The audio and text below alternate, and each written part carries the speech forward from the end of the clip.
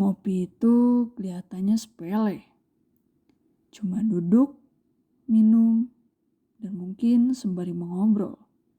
Tapi kalau kita lihat lebih dalam, kebiasaan sederhana ini bisa menjadi pintu masuk untuk memahami dinamika sosial di sekitar kita.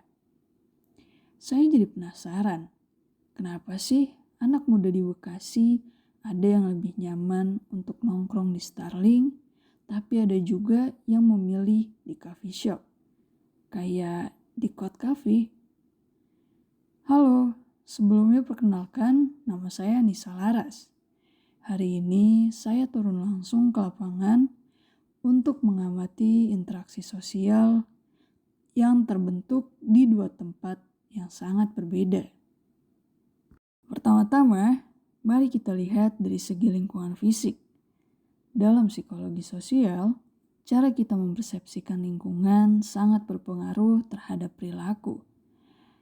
Kod Cafe misalnya, ruangannya tertata, pencahayaannya yang hangat, musiknya pelan, dan nuansa kayak gini tuh bisa bikin orang atau individu merasa sangat nyaman, aman, bahkan private. Gak heran, banyak anak muda yang betah untuk duduk berjam-jam di sini. Sementara itu, Starling punya suasana yang jauh lebih terbuka. Suara motor, bangku yang seadanya, dan obrolan yang lepas. Setting yang seperti ini memberi kesan publik dan anonim. Hasilnya, perilaku orang juga jadi lebih spontan, lebih cuek, dan gak terlalu diatur oleh norma-norma sosial yang tidak tertulis. Di Starling, saya melihat kebanyakan yang menongkrong itu adalah laki-laki. Mereka duduk saling berjejeran dan sambil mengobrol dengan santai. Fenomena ini bisa dijelaskan lewat dinamika kelompok dan peran gender. Nongkrong di pinggir jalan udah kayak jadi bagian dari budaya maskulin. Terasa akrab, gak ribet, dan penuh kelakar. Sementara itu, di coffee shop kelihatan lebih campur. Perempuan dan laki-laki duduk saling berdampingan. Ruangannya terasa lebih inklusif dan aman, cocok untuk semua gender. Secara gak langsung, coffee shop menciptakan suasana sosial yang lebih cair dan egaliter.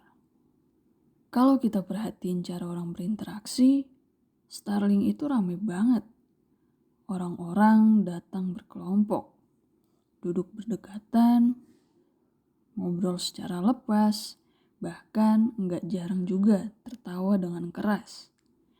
Tempat ini kayak ruang publik terbuka, di mana interaksi sosial terjadi secara spontan dan cair. Nah, beda lagi ceritanya di Kod Cafe. Mereka punya dua ruangan, yang satu non-AC dan boleh merokok, yang satunya lagi ruangan ber-AC yang tidak boleh merokok. Di ruangan non-AC ini, suasananya lumayan hidup.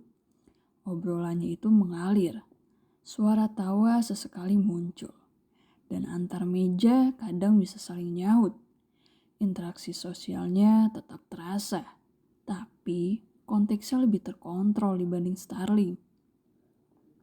Tapi kalau kita masuk ke ruangan non-smoking, atmosfernya langsung berubah.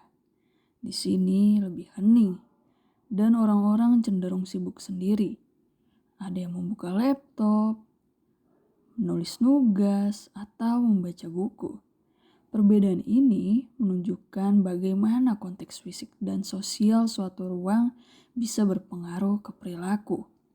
Dari teori social facilitation, kita bisa bilang bahwa orang cenderung menyesuaikan diri dengan vibes tempat.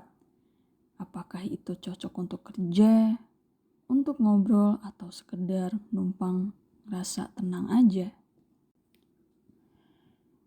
Ngopi di coffee shop itu nggak cuma soal rasa kopi. Ada elemen lain seperti citra diri.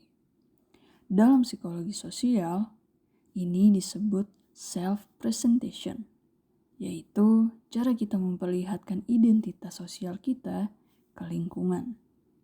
Nongkrong di coffee shop bisa jadi simbol gaya hidup, bahkan pernyataan status. Sebaliknya, Starling menawarkan ruang yang lebih bebas dari tekanan sosial. Di sini, nggak ada tuntutan untuk tampil. Orang datang karena suasananya santai dan familiar, bukan untuk dipamerin di sosial media. Fasilitas dan harga juga punya pengaruh besar. Starling lebih ramah di kantong. Sementara coffee shop punya kesan eksklusif, entah dari harga, tampilan, atau budaya yang ada di dalamnya. Ini terkait dengan konsep stratifikasi sosial, di mana perbedaan tempat bisa menunjukkan dan bahkan bisa mempertegas batas-batas sosial, meskipun tidak secara langsung. Dari dua tempat ini, saya belajar satu hal. Interaksi sosial selalu dibentuk oleh konteks. Lingkungan, norma, dan cara kita melihat diri sendiri maupun orang lain semuanya mempunyai pengaruh. Mau nongkrong di Starling atau di coffee shop, dua-duanya sah-sah aja. Tapi menarik juga ketika kita sadar bahwa segelas kopi bisa mencerminkan cara kita berinteraksi dengan dunia.